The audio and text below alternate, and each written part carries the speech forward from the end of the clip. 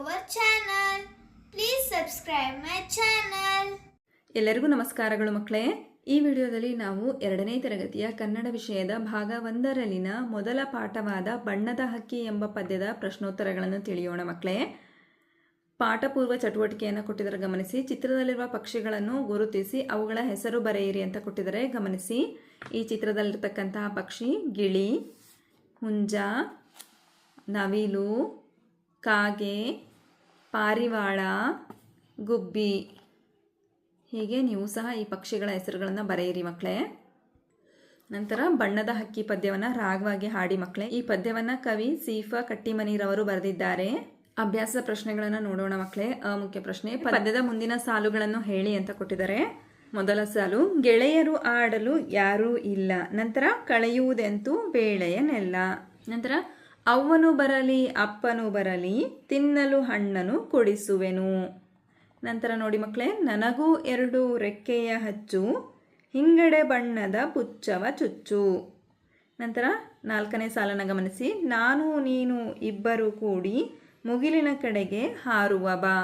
ಈ ರೀತಿಯಲ್ಲಿ ಪದ್ಯದ ಮುಂದಿನ ಸಾಲುಗಳನ್ನು ನೀವು ಸಹ ಹೇಳಿ ಮಕ್ಕಳೇ. ಮುಖ್ಯ ಪ್ರಶ್ನೆ, ಈ ಪ್ರಶ್ನೆಗಳಿಗೆ ಒಂದು ಪದದಲ್ಲಿ ಉತ್ತರ ಬರೆಯಿರಿ. ನೋಡಿ, ಮೊದಲ ಪ್ರಶ್ನೆ, ಮಗು ಯಾವ ಹಕ್ಕಿಯನ್ನು ಕರೆಯುತ್ತಿದೆ? ಉತ್ತರ, ಮಗು ಬಣ್ಣದ ಹಕ್ಕಿಯನ್ನು ಕರೆಯುತ್ತಿದೆ. ನಂತರ ಪ್ರಶ್ನೆ 2, ಅವ್ವ ಎಲ್ಲಿಗೆ ಹೋಗಿಹಳು? ಉತ್ತರ, ಅವ್ವ ನೀರಿಗೆ ಹೋಗಿಹಳು. ಪ್ರಶ್ನೆ 3, ಮಗು ತಿನ್ನಲು ಏನನ್ನು ಕೊಡಿಸುವೆನು ಎಂದಿತು? ಉತ್ತರ, ಮಗು ತಿನ್ನಲು ಹಣ್ಣನ್ನು ಕೊಡಿಸುವೆನು ಎಂದಿತು. ಪ್ರಶ್ನೆ 4, ಮಗು ಇಬ್ಬರು ಕೂಡಿ ಯಾವ ಕಡೆಗೆ ಹಾರುವ ಬಾ ಎಂದು ಕರೆಯಿತು?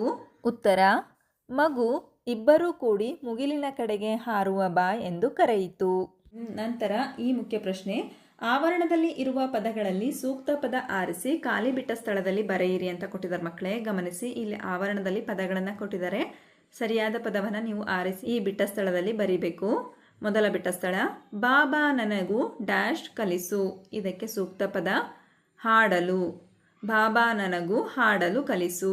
ಎರಡನೆಯ ಬಿಟ್ಟ ಸ್ಥಳ, ಅಪ್ಪನು ಡ್ಯಾಶ್ ಹೋಗಿಹನು. ಇದಕ್ಕೆ ಸೂಕ್ತ ಪದ ಪೇಟೆಗೆ. ಅಪ್ಪನು ಪೇಟೆಗೆ ಹೋಗಿಹನು.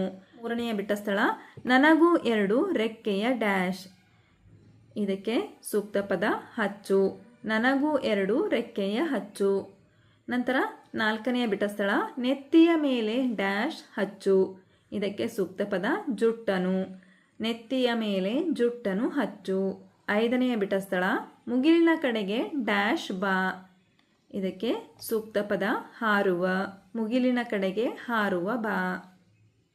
ನಂತರ ಈ ಮುಖ್ಯ ಪ್ರಶ್ನೆ, ಈ ಪ್ರಾಸಪದಗಳನ್ನು ಹೇಳು ಅಂತ ಇದೆ ಮಕ್ಕಳೇ.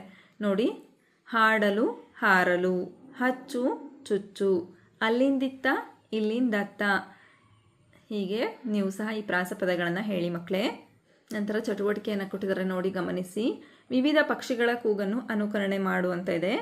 ನೀವು ಸಹ ವಿವಿಧ ಪಕ್ಷಿಗಳ ಕೂಗನ್ನು ಹೇಳ್ತೀರಲ್ವಾ, ಅನುಕರಣೆ ಮಾಡಿ ಮಕ್ಕಳೇ. ನಂತರ ನಿಮಗೆ ಗೊತ್ತಿರುವ ಹಾಡು ಮತ್ತು ಕಥೆಗಳನ್ನು ಶಿಕ್ಷಕರೊಂದಿಗೆ ಅಥವಾ ಪೋಷಕರೊಂದಿಗೆ ಅಥವಾ ಸ್ನೇಹಿತರೊಂದಿಗೆ ಹೇಳಿ. ನಂತರ ಪ್ರಶ್ನೆ 3, ಪಕ್ಷಿಗಳ ಬಣ್ಣದ ಗರಿಗಳನ್ನು ಸಂಗ್ರಹಿಸಿ ಅಭ್ಯಾಸ ಪುಸ್ತಕದಲ್ಲಿ ಅಂಟಿಸುವಂತ ಇದೆ. ಈ ಚಟುವಟಿಕೆಯನ್ನು ಮಾಡಿ ಮಕ್ಕಳೇ. ಹಾಗಾದರೆ ಈ ಪಾಠದಲ್ಲಿ ಬಂದಿರತಕ್ಕಂಥ ಎಲ್ಲ ಪ್ರಶ್ನೆಗಳಿಗೆ ನಿಮಗೆ ಉತ್ತರ ಲಭಿಸಿದೆ ಅಂತ ನಾನು ಭಾವಿಸ್ತಾ ಇದ್ದೀನಿ. ಧನ್ಯವಾದಗಳು. ನಮ್ಮ ವಿಡಿಯೋ ಇಷ್ಟವಾದಲ್ಲಿ ಪ್ಲೀಸ್ ಸಬ್ಸ್ಕ್ರೈಬ್ ಮಾಡಿ, ಲೈಕ್ ಮಾಡಿ, ಶೇರ್ ಮಾಡಿ, ಪ್ರೋತ್ಸಾಹಿಸಿ.